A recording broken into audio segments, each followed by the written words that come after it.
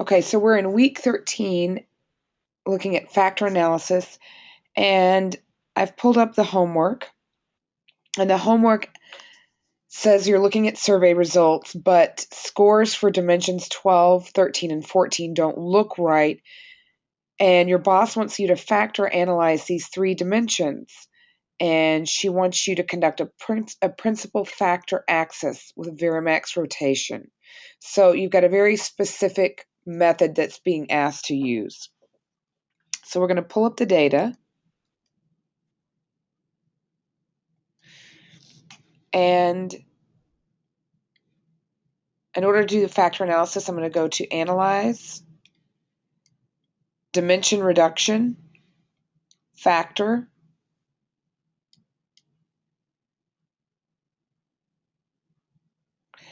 and I'm just going to hit the Shift key and select all the items in 12, 13, and 14. Now, these items were generated by a different consultant and have their own meaning or their own competency, but they're not lining up that way. And that's something that we would commonly find if someone has created a survey and they have not tested the data, or they didn't create it according to theory or prior data. If someone just writes items and says these items go together, that's just not always the case. So that's what we're doing here is we're checking, do 12, just 12 hang with 12, 13 with 13, and 14 with 14. Very similar to the factor analysis in class activity. So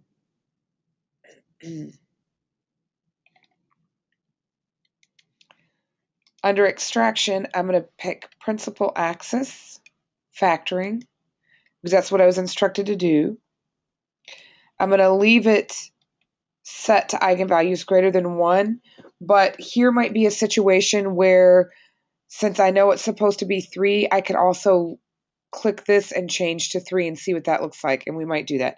I'm also going to select the scree plot here, but please keep in mind the scree plot is the least important information that we're going to look at.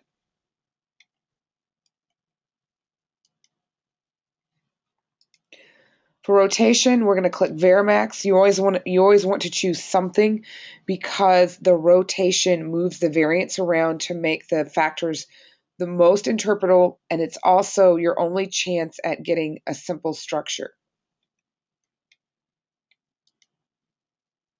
Okay. Also very important, under options, you want to select sort by size.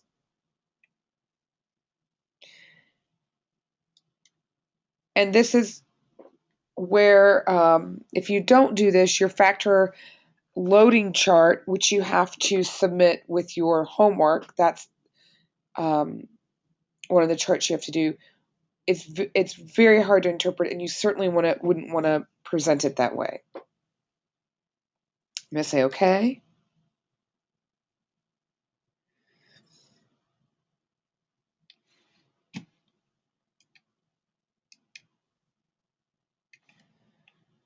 All right, it's giving me a rundown of my items.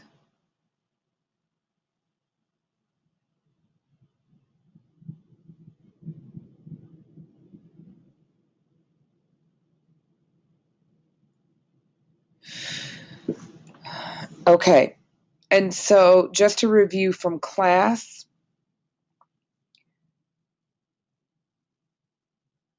this is the variance across all the factors for this item. So it's telling us how useful was this item to the overall factor structure. It's not something really I pay too much attention to, but it might alert me to something like this where the item's not contributing a lot. Now here,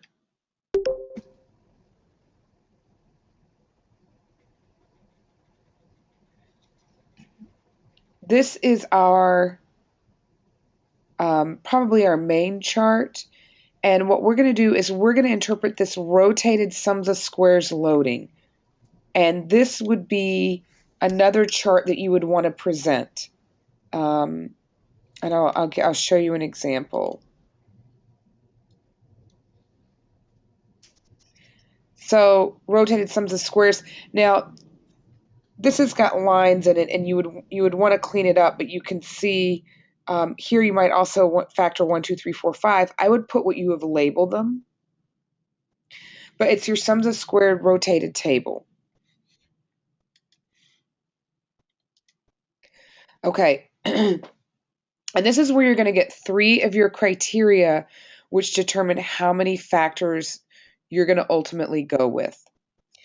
And it also gives you a picture of how it changes from when it initially looks at them to when it does extraction to when it does rotation. And you can see it is moving the variance around to share the variance between the factors. So our first criteria is called the Kaiser criterion, and that just simply means, do we have an eigenvalue over 1? And that's what SPSS uses by default. So right here, it's going to pick 5 factors. You can see at extraction, it goes down to 2. But here back at rotation, we are at 5 again. So we would say the Kaiser criterion tells us that 5 factors should be extracted. Now the second one is the percent of variance that each factor contributes to the overall solution. So the first one is 14, second one is 10, and so on. And these are all above 5. You want each of them to be above 5. So this also tells us that we should have 5 factors. Because we have all 5 factors above 5. Now, our cumulative percent of variance, which just adds this up, we want it to be close to 70. That's hard to get. It's easier with PCA, principal components analysis. With principal axis factoring, we are taking out error. So the initial communalities are not 1. They've already taken out unique variance and said, no, we're not going to count all the variance. We're not going to treat that as a 1. So that's going to make this even harder. So this would suggest that we need more factors.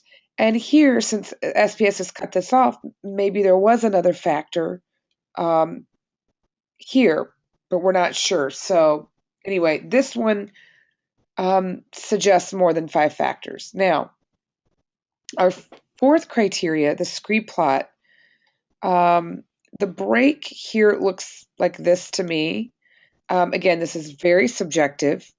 Some people take it above the elbow. Some people take it at counting the elbow. So if I'm counting the elbow here, that would say the scree plot would suggest I have 3 factors. Now that's in line with how it was designed. Okay, now we're going to skip this factor matrix and go down to the rotated factor matrix. This is important. This is the one we're going to interpret. Now, you can see because I've sorted by size, this is all in order. And when you see a drop like this, we know we're going to switch over. Now, I'm going to try and copy this and put it in Excel so it's just a little bit easier to read.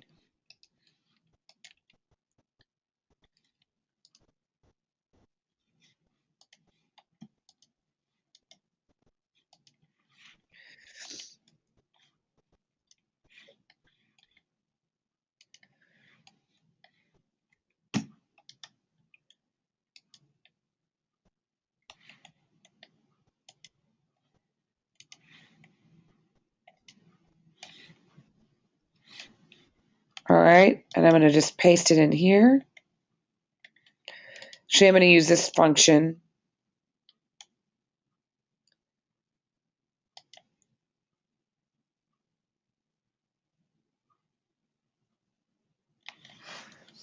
Okay, and we can see, I want to make sure I grabbed all the items. That looks short to me.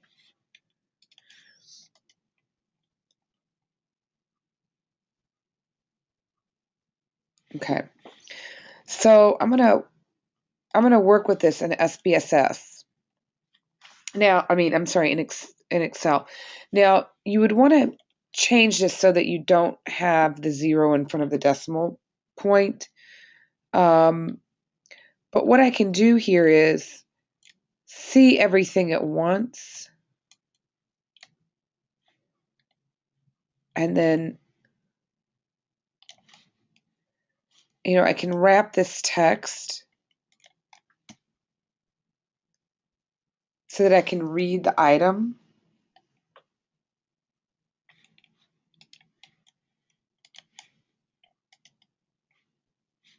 There.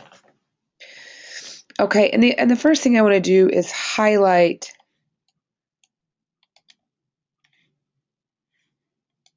where the factors are just to help me read it.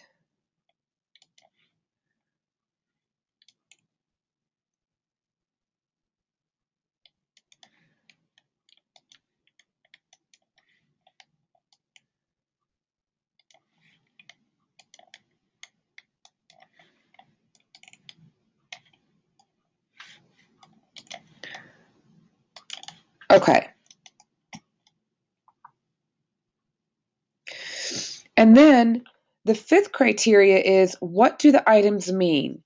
So there's a good system in place for promotion transfer. Job promotions are handled fairly. There's opportunities, professional development, which is training to get promoted. So these four, to me, hang together. This, I believe, Pillar's approach to addressing our future office environment needs is well planned.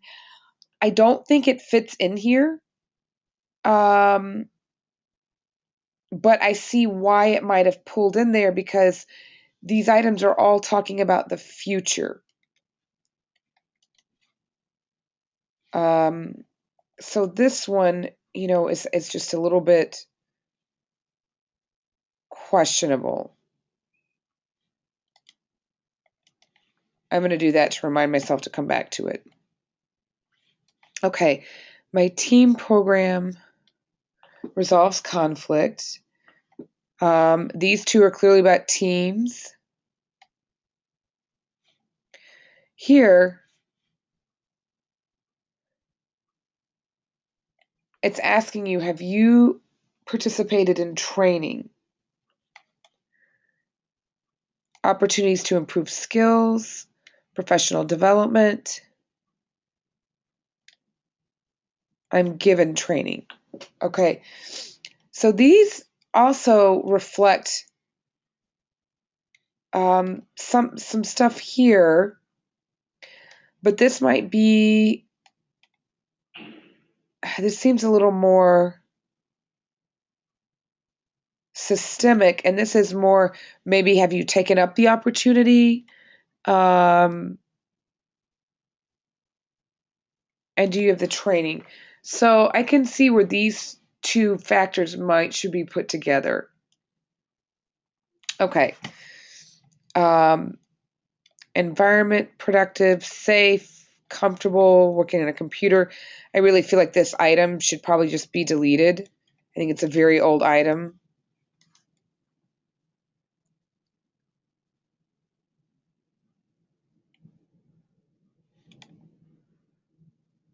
Okay, and this last factor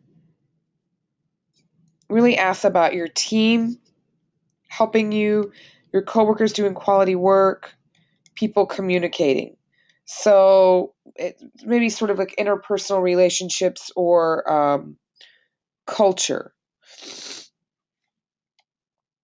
Okay, so these are all pretty good. You could use this structure, noting that this one is questionable and this one, and I only know this because this is my client. This is an outdated question from 15 years ago on the original consultant, when people were just starting to use computers at work. So it's got a low loading, and that's what I would think about that one. Okay, now these are hard for me to read with the zero, so I'm going to see if I can fix that.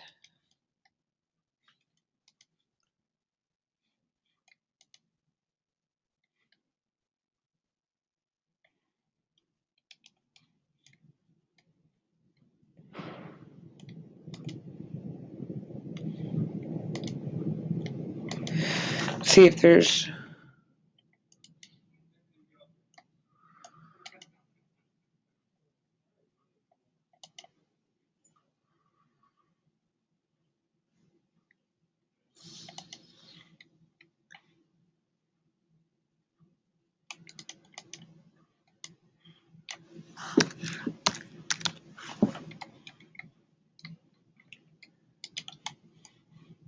I don't know where that one came from. Okay. All right, so I'm not sure I'm able to get that out. But anyway, so the next thing we want to do is we want to look at cross-loadings. And I'm going to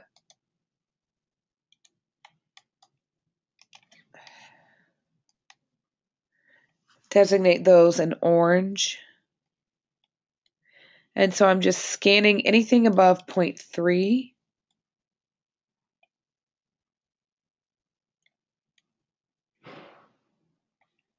Here's a big one.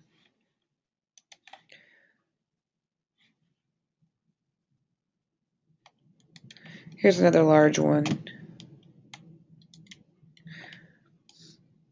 And so I'm not surprised that these items here are cross-loading.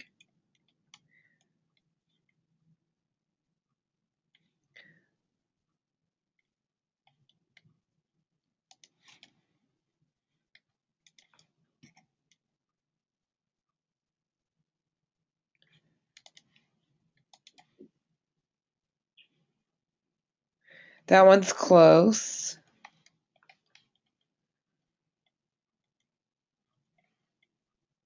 All right, so I think I've got all my cross-loadings. And so let's see what those mean, you know, and I'm just going to quickly, this is my scratch thoughts about this.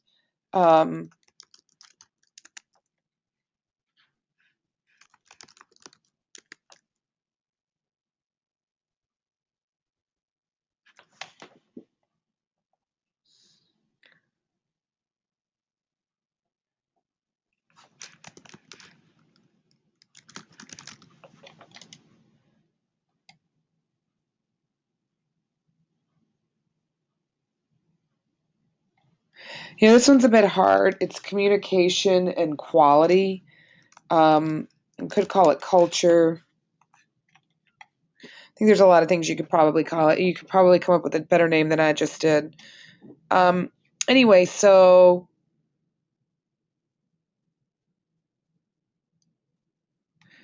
this item is cross-loading here, you know, and I believe these two could possibly be the same factor.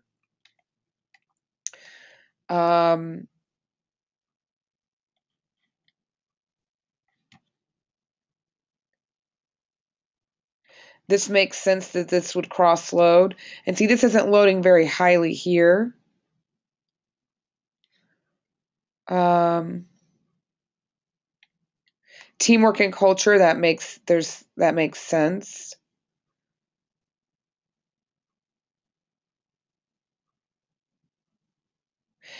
This item is loading across 3, and they're all very close to each other. And this is possibly because we're talking about my supervisor and professional development, so that we're really mixing two things up. Now, I don't know why it's loading on teamwork, but this item, you might consider that I might put in the results, in the recommendations, that this would be rewritten because it's not too clear. Okay.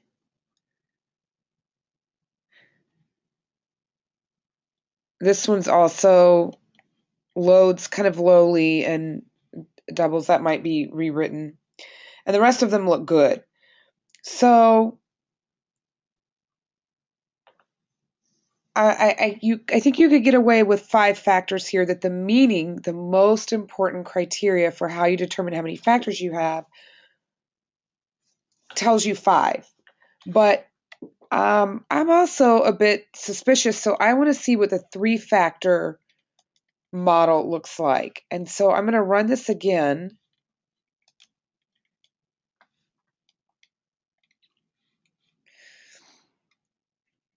Dimension reduction. No. Hold on.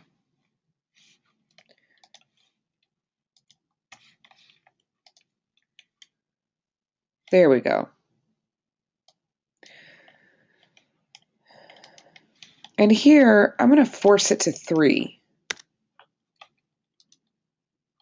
Leave everything else the same.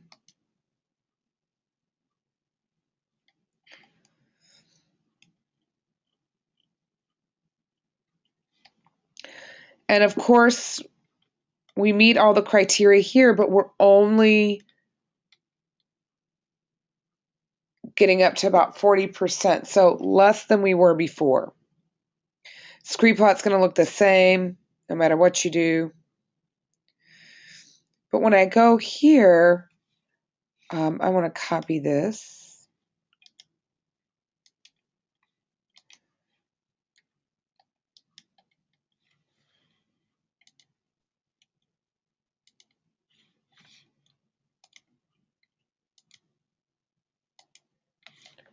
Okay. And I'm going to come here.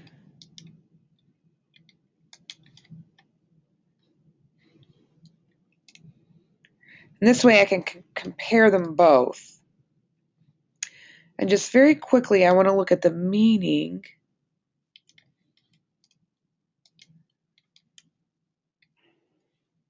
And I think I want to pick some different colors.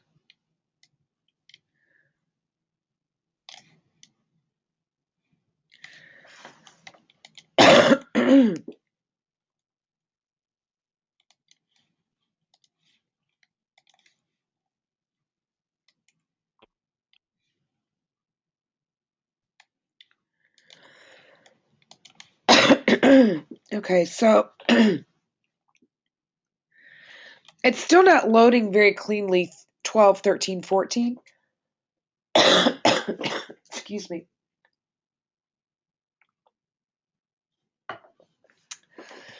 But I want to see what the meaning is like. In order to read this, I need to wrap the text.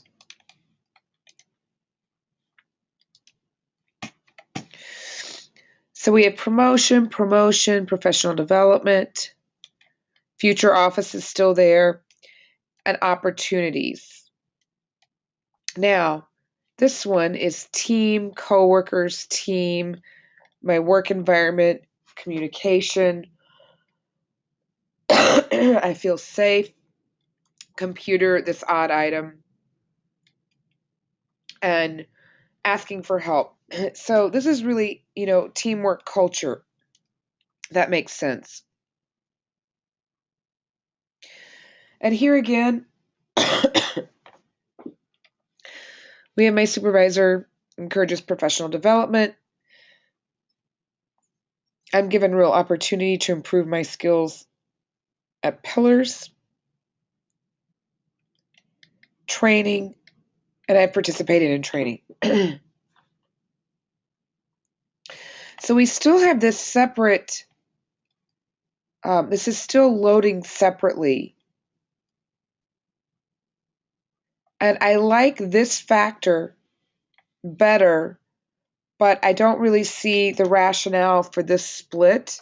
And you might have a better way to name it. But ultimately, you're trying to decide between these. And I think you could make an argument for where either one would work. This one has more variance accounted for. And I might tend to go with this one. But again, if you worked with a company and you might know things to understand why it did this way. The other thing is you could possibly some of the criteria suggested there might be more. You could also force it to 6 and see if you get a better solution that way. So factor analysis is really an art about trying to find the best meaning. Now, ideally, you want it based on theory. When it's consulting like this, you need to have an understanding of the client and the culture. One of the ways that I did get a better understanding of this is whenever I do a survey, I have a steering committee made up of people of all levels representative, and they assist me with this and give me input on which items should be included, which items are going to be problematic, because they're going to give me the political, practical, everyday implications of what I'm doing. And so I would really recommend that.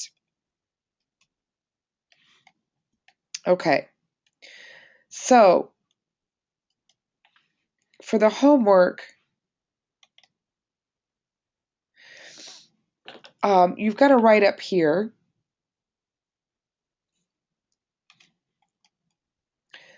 And the student here is making sure that they're talking about what the items, what the factors were. And then here, you only need to see table 1 once.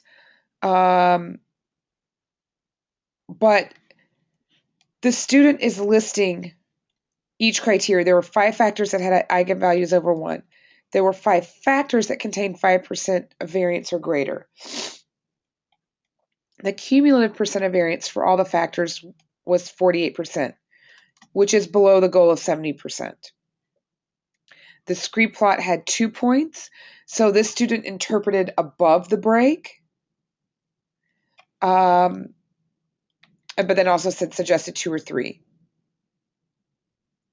And then the student was also very careful to say the meaning makes sense and suggests 5 factors. And what does the meaning come out to? What are the names of the factors? Then you have a recommendation. And this is where, problematic items or things you may want to consider.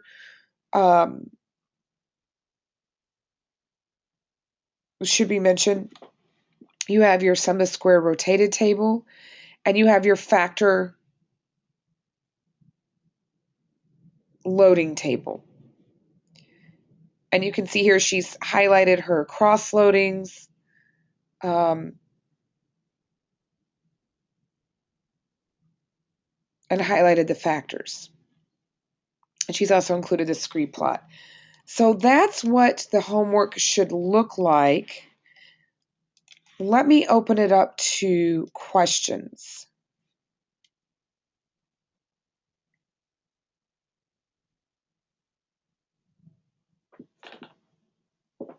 Any questions about how to do that or the tables?